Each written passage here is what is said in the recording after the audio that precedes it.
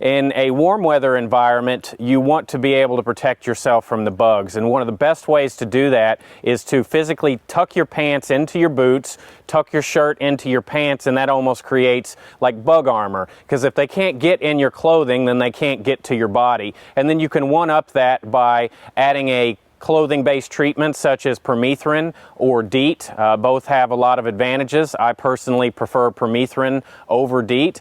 And you've always got to have some type of element to your clothing that can protect you from wet weather, whether it's warm environments or cold environments. That's why we recommend a poncho as kind of your #1 carry option, because it's so lightweight and packable versus like a full Gore-Tex suit, and it can also be used as a shelter.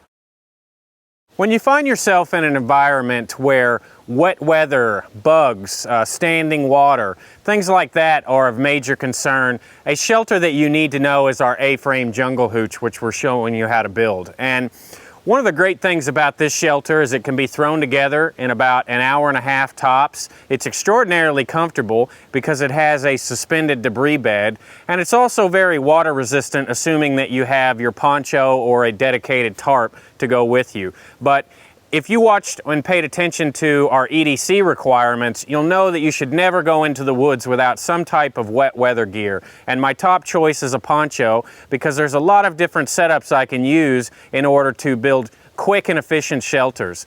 I also highly recommend taking a hammock with you to these types of environments. And if you don't take a hammock, this is a great shelter to use to get you up off the ground, that can keep you away from the bugs, get you up out of the water, and kind of protect you from the elements that you would find in a swamp or in a waterborne type environment.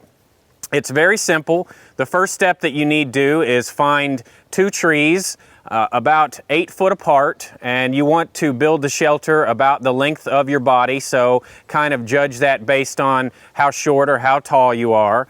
And then you need to make an A-frame, and you're going to lean that A-frame up against each tree, and at the bottom of the A-frame you're going to build almost kind of a header or a crossbar that goes across it in order to set your platform on top of.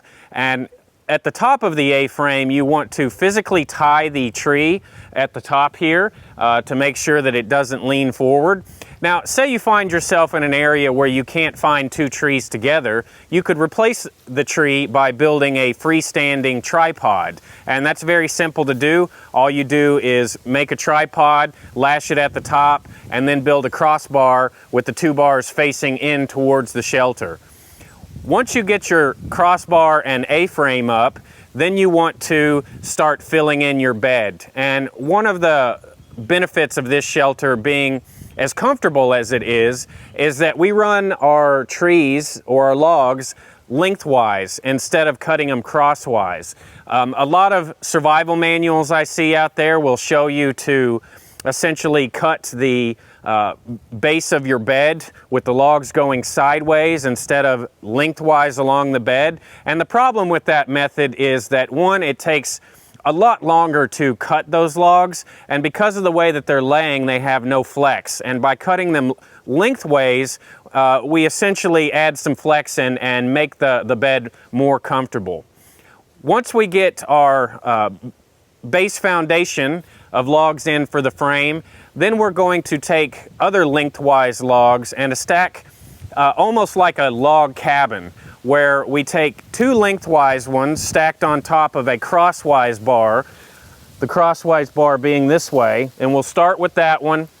Then we will take our lengthwise ones and put them to the inside of the shelter so that we don't have to use extra lashing in order to secure it, because if we did it to the outside, that would take an excessive amount of cordage. And we just Lincoln log stack these up. You can see the crossbar here. You can see the bottom bar here. And you can stack that bed almost as tall as you want in order to make it comfortable.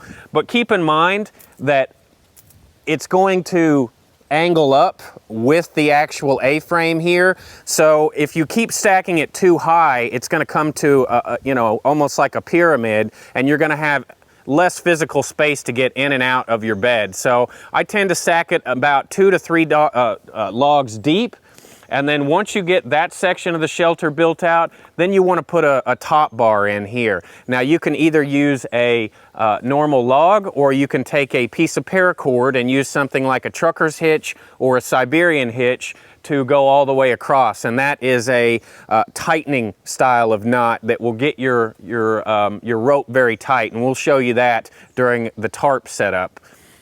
And then we cover it with cedar boughs. And then after you get your boughs over the top, and you can use a lot of different things, you can use vines or anything to just kind of cover the cracks.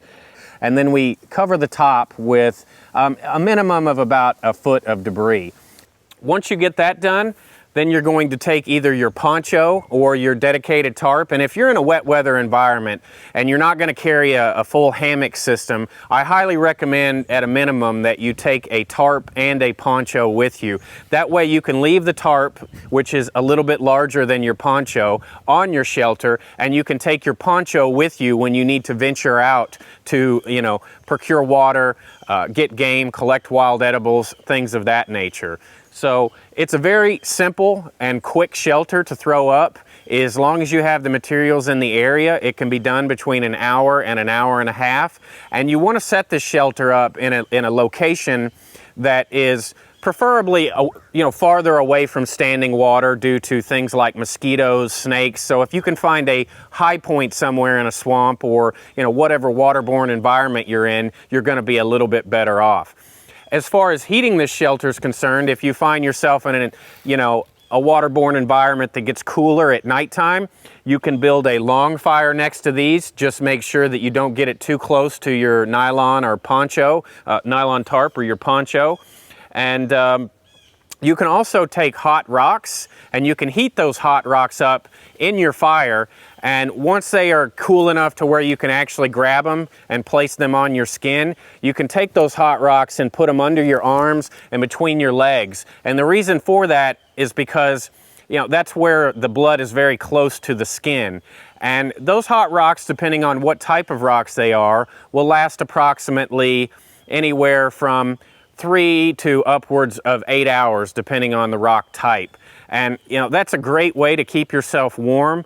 And another thing to mention is that if you find yourself in an environment where malaria, dengue fever, yellow fever are an issue from mosquitoes and other vector-borne insects, then you can take punky wood and actually get it smoldering, and you can place that punky wood and let it smoke up underneath your shelter, and it will envelop your shelter in kind of a plume of smoke. And while it's not, it's not as comfortable, obviously you're going to breathe a little bit more smoke in, it's a hell of a lot better than getting malaria, because malaria is one of those kind of lifelong diseases. The parasites actually stay in your liver and can cause problems later in your life. So another element to add to a shelter system like this, if you could carry it, especially in a jungle environment, is something like mosquito netting. And you could place your tarp up and then put your mosquito netting to the inside of this, and maybe even put some punky logs underneath,